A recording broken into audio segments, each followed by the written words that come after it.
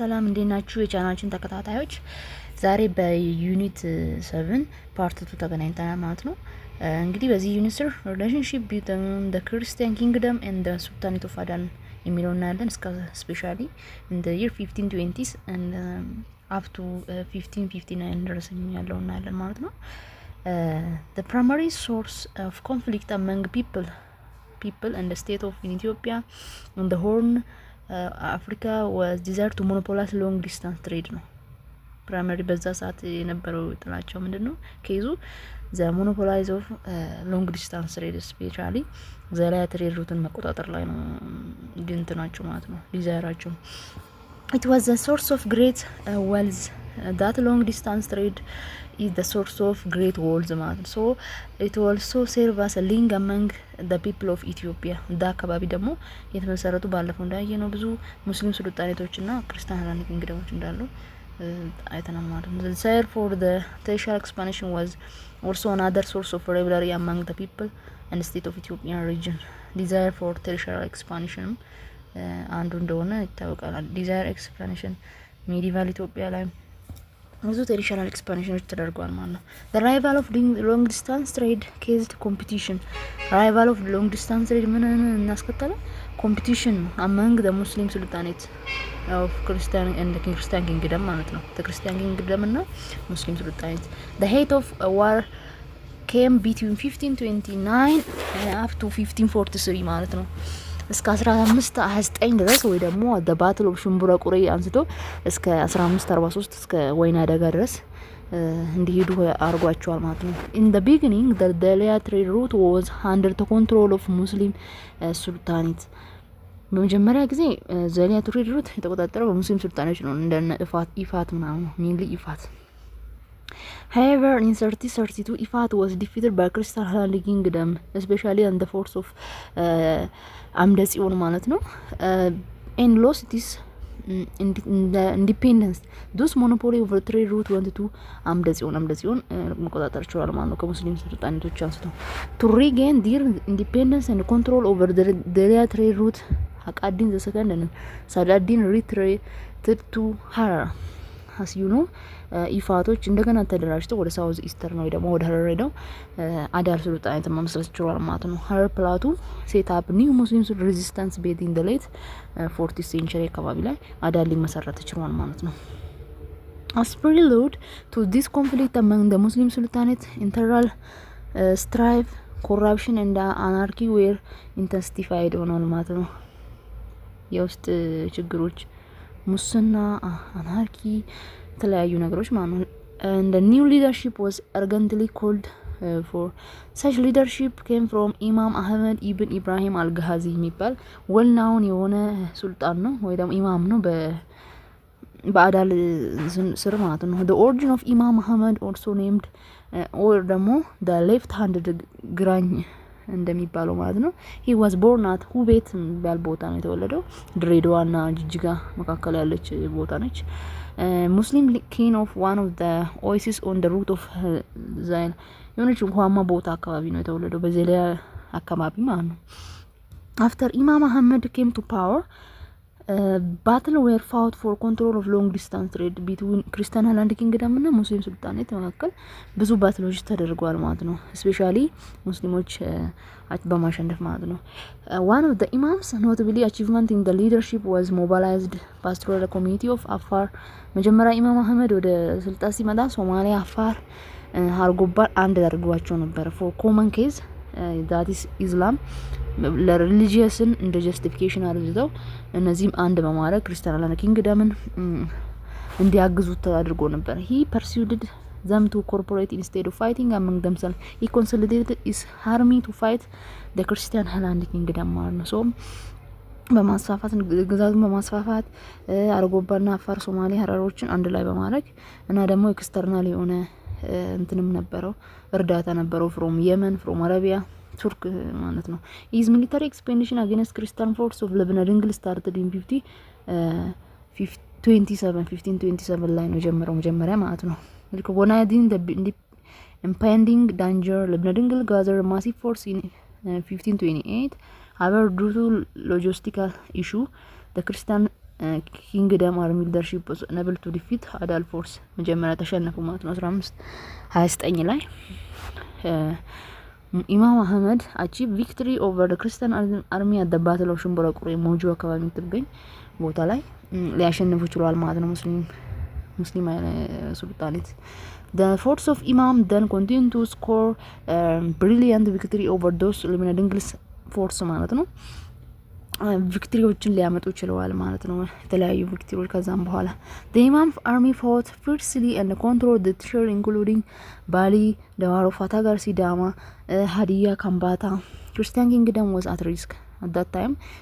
Christian kingdom risk ውስጥ ገባ ማለት ነው ምክንያቱም ኢማም አህመድ ግዛቱን ያስፋፋ መጣጉት ሶ ኢማም አህመድ 1535 ላይ ግዛቱን በጣም በማስፋፋት ከዘለያ እስከ ምጽዋ ያለው ኖርዘርን ኢትዮጵያ ወዳለው ግዛቱን ማስፋፋት ችሏል ማለት ነው including the Ethiopian territory penetrated deep into Christian kingdom especially Imam Ahmad established civil administrative bureaucracy constituted by his men and newly recruited personnel from Christian territory ማለት ነው so one of the most helpful figure during the war was the wife of Imam Ahmad ወደ ኢባቲዲል ወንበራ የምትባል ሚስት ነበረች እሷ በጣም ታበረታታው ነበረ ኢማም አህመድን because her father is killed by Christian king she was the daughter of Muslim military commander of Adal known as ማፉዝ ነበረች ማፉዝን ደግሞ ለምን ድንግል ነበር የገደለው she accompanied her husband throughout his expedition so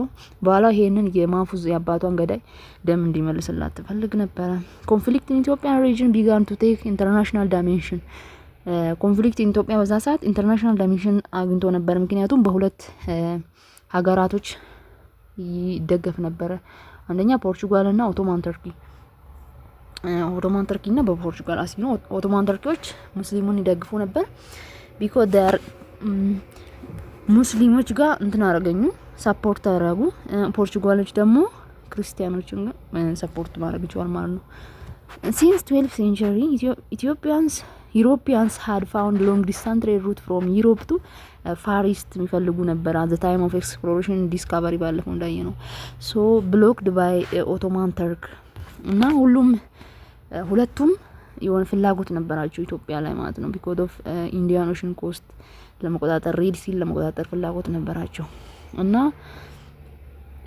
Ottoman Turkey was established power in Red Sea, Gulf of Aden እና Indian Ocean region አካባቢ ብሎክ ካረገችባቸው ቦታዎች ሰፍራለች ማለት Ottoman Turkey at the same time the Portugal were also interested in getting new one of the Gulf of Aden እና Red Sea ደግሞ at the same time Portugal ተፈልገው ነበር ማለት ነው having noted the movement of diplomatic mission between the Christian kingdom and Portugal Turk gave moral and military support to Imam Ahmed ከቱርኮች support ይደረግ ነበር ማለት Imam Ahmed had received Turkish messenger in 1549 900 የሚሆኑ Turkish messengers መጥተው ነበር the meantime based on earliest request made by ልብነ ድንግል in 1535 ልብነ ድንግል ደግሞ 1535 ላይ ደብዳቤ ልኮ ነበር ወደ ሮም እና ወደ ፖርቹጋል soldier arrived in Christian court እነሱ ደግሞ ከ6 አመት በኋላ ነው 1541 ነበር የመጡት however in August 1542 the Christian army was defeated in Ofla southern Tigray አካባቢ የምትገኝ ቦታ ላይ አሁንም በኢማም አህመድ ሊሸነፉ ችለዋል ማለት ነው Christian Highland Kingdom about 200 Portuguese and their commander Christopher ደጋማ ነበር የመራ የመጣው የፖርቹጋሉን ማለት ነው እሱም እስከ 200 የሚደርሱ ተገለዋል ማለት ነው ሌሎች at the battle of Ofla on the part of Christian under the leadership of Emperor Claudius preparation for the decisive clash were planned so ሌላኛው ደግሞ ሙስሊም ክርስቲያኖች አሁንም ለፋይናል ኮንፍሮንቴሽን እየተዘጋጁ ነው ማለት ነው አሁንም at the battle of ወይና አደጋ እየተዘጋጁ ነው ማለት ነው የሰብለ ወንጌል የኪውን ማደር ኦፍ ክላውዲዮስ ማለት ነው እሱን ያዘጋጀች ነበር advise him the reigning emperor how to prepare እንዴት እንደሚዘጋጅ እየመከረችው ነበር ኢማም አህመድ's army could not use its previous quality ኢማም አህመድ በራሱ በቃ ኮንፊደንስ ስለተሰማ ሁሉን ወታደሮች የውጪ ወታደሮች ወደ ሀገራቸው መልሶ ነበርና አሁን ኮንፊደንስ ዶላ ምክንያቱም ከዚህ በኋላ አሸንፉኝም ብለው ማለት ነው 1543, while Imam Ahmad was encamped near Lake Tana, he was attacked and killed after fierce fighting at the Battle of Wainadaga ላይ ኢማም አህመድ die ማለት ነው። In this battle of the Fort of Adal were defeated by a combined troop of Gladios and ፖርቹጋሎች እና ግላዲዮስ አንድ ላይ ኢማምን አርሚ ዲፊት ሊያደርጉ ችሏል ማለት ነው። The Imam was killed in the battle and defeated troop of Adal, including the wife of Imam ባቲዲን ወንበራ retreated back to Adal. ባቲዲን ወንበራ እንደገና ወደ አዳል ተመለሰች ማለት ነው። Gladius was certain that the nobility and his soldiers were faithful to him shortly after the war. Gladius the king regained control of particularly the whole northern and central plateau as a result ማለት ነው። ሁሉንም አንድሪያስ መልስ ልጅላቸው ችለዋል ማለት ነው። ሃይላንድ ሙስሊምስ population submitted to Gladius. ሃይላንድ ሙስሊሞች ባሊ ምናምን ያለው ነዴራ ምናምን ለግላዲዮስ ሰሚት አድርጓል ማለት to encourage national reconciliation and establish restoration of cordial relation with the Muslim world. He was tolerant towards them. tolerant ሆነ ማለት መቻቻልን እንትን አረገ ማለት ነው። However, controlling the Muslim dominated area was not an easy task. And the leadership of Nur ibn Wazir Mujahid የሚል አንድ ደግሞ ሌላኛው የአዳል መሪ ደግሞ መጣ ማለት ነው። Adal was ready to wage war against the Christian nation for revenge. አሁንም ለሪቬንጅ ነው ሙስሊም ሱልጣኔት ማለት ነው። So in 1559 Imar Nur Mujahid clashed with the Gladios and killed the king himself. ኢመር ኑር ሙጃሂድ 1589 ላይ ግላዲዮስን ሊገል ይችላል ማለት ነው። The war was between the Christian kingdom and Sultanate Adal had many impacts because war እንግዲህ ብዙ እንትኖች አሉ ኮንሲኩዌንስ አሉ። The war both was exaggerated and weakened at the end of the war due to loss of enormous wealth both human and material. ሁሉንም destructive ነበር ማለት this is turn had paved for easy penetration the success of Oromo population and the positive የሚደረገው ደግሞ የሚታየው ለኦሮሞ ፖፑሌሽን ሙቭመንት መሳካት ክርስቲያንና ሃይላንድ ኪንግደም እና የሙስሊም ስልጣኔ ጦርነት ለነሱ አመቺ ነበር ማለት ነው። People from different cultural group intermarry engage in linguistic and religious interaction ነበር ፖዚቲቭሊ የሚታየው ደግሞ intermarriage አለ positive and language and religious interaction ነበረ ማለት ነው። Between 1529 up to 1543 the Sultanate had dominated not only Christian kingdom but also part of the whole. Nevertheless, in 1543 the Christian kingdom was successful in regaining its freedom. 1543 ላይ አህመድ ከሞተ በኋላ ያ successful ነበሩ ክርስቲያን ኪንግደም ሁሉንም ግዛታቸውን በማስመለስ ማለት ነው። During the period Islam was also able to gain new convert in part of heartland of Christian kingdom. ብዙ በዛን ጊዜ በጣም ኢቭን በኢማም አህመድ ግራኝ ጊዜ ወደ ሙስሊም የተቀየሩ ህዝብ በጣም በዝቶ ነበር። This result in the intermingling of the Christian and the Muslim people of the region ማለት ነው። So socio-economic and cultural interaction were between Christian kingdom and Muslims principality. Socio-economic cultural interaction ነበረ። ይሄ interaction እንደ ፖዚቲቭ ነው የሚታየው። As in earlier period, trade continued to be the major channel for social integration. Merchants of two regions often moved from Highland to coast and vice versa. This interaction and interdependence in economic, social, cultural, political sphere laid the foundation of for modern ኢትዮጵያን ማለት ነው። ይሄ የሶሻል ኢንተራክሽን ኢኮኖሚክ እና ካልቸራል ኢንተራክሽን በዛ ሰዓት የነበረው ነው የአሁኗን ኢትዮጵያ ቅርጽ ሊይዝ የሚቻለው እንጂ ኢትዮጵያ በዛ ሰዓት ነው የተሰራችው። ከዛም ከዚህም ኢንተራክሽን ነበረ። ሶ የአሁኗን ኢትዮጵያ ቅርጽ ሊይዝ የቻለው በዛ ሰዓት ነው ማለት ነው።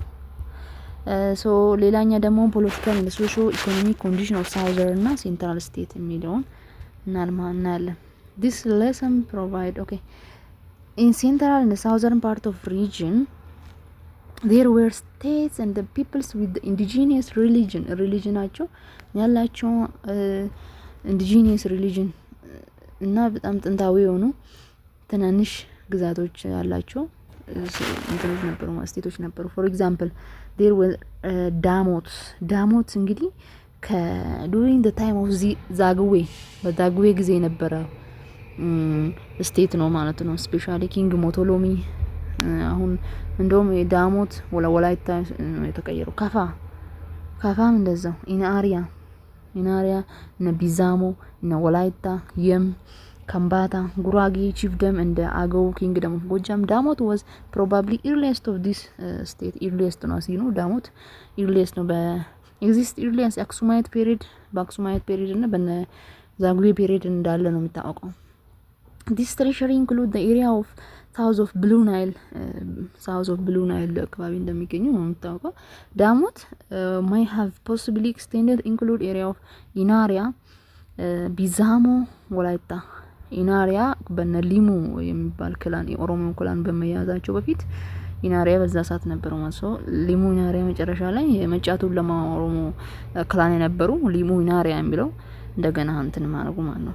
among the ruler of this state the well known called ሞቶሎሚ እንደሚታወቀው was convert to Christianity by አቡነ ተክለ ሃይማኖት እንደተለወጠ ይታወቃል። እንደ ሌት 30 century AD ላይ የዳሞት መሪ ወደ ክርስትና ተቀይረዋል። the ruler of Solomonic dynasty began attempt to bring the state under their control in the last quarter of 30th century Solomonic dynasty especially አምደጽዮን ማለት ነው አኔክስድ አድርጓቸው ነበረ 16 ላይ information on the history of Bizamo is scanty ነው። nevertheless this piece of evidence that had early connection with Damot the kingdom of Inaria Kafa Walaita also had similar connection with Damot እንዳላቸው ነው። እርስ በርሳቸው የተደጋገፉ ናቸው southern state የሚባሉት።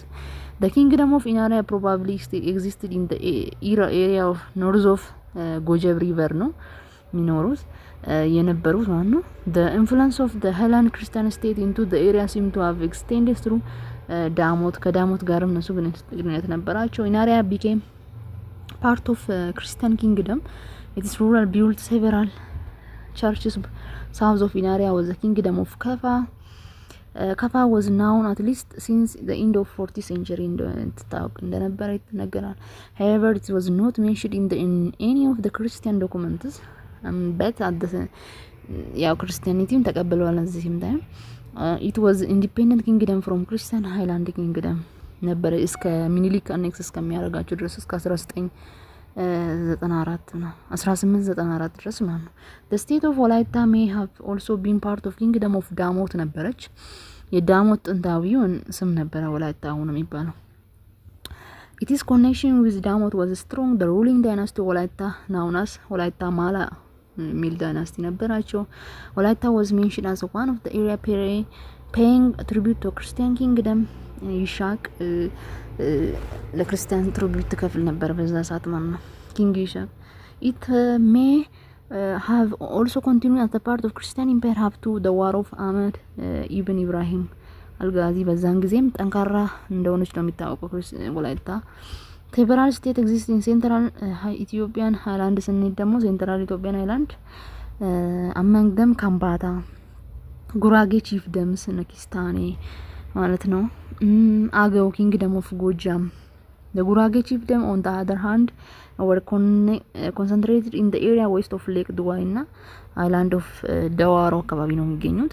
it is local chief use the title of አዝማች የሚለውን ነው ቃል ነው የሚጠቀሙት ወይ ደግሞ አባጋዝ ወይ ደግሞ ንጉስ የሚለውን ይጠቀማሉ ማለት ነው። ለነሱ ንጉስ ማለት ነው ንጉስ የሚለውን ማዕረግ ነው የሚጠቀሙት።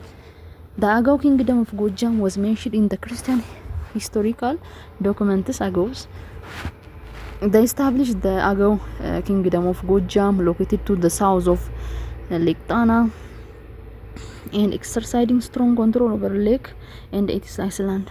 Many Christian kings made successive attempts to bring it under their control. They advanced to the hinterland using the Lake Tana region as stepping stone ማለት ነው። finally አምደጽዮን incorporated Gojam in Christian state in early 40th century ላይ ያው አሲዩ ነው። አምደጽዮን the most expansionist Solomonic kings እንደመሆኑ ብዙ ግዛቶችን በስሩ ሊያደርግ ይችላል ማለት ነው። in the reign of አምደጽዮን Christian preacher at the one of Iceland monastery Lake Tana named Abba Yohannes marched southward to Agao, a bitter village, and attempt to evangelize the people. ወንጌልን የሚያስተምሩ በዛ ሰዓት ይላኩ ነበር ለተለያዩ ህዝቦች ማለት ነው። However, the Agao community of Iceland and the surrounding was already converted to Christianity during the Agao period ነበር እነሱ የተቀየሩት።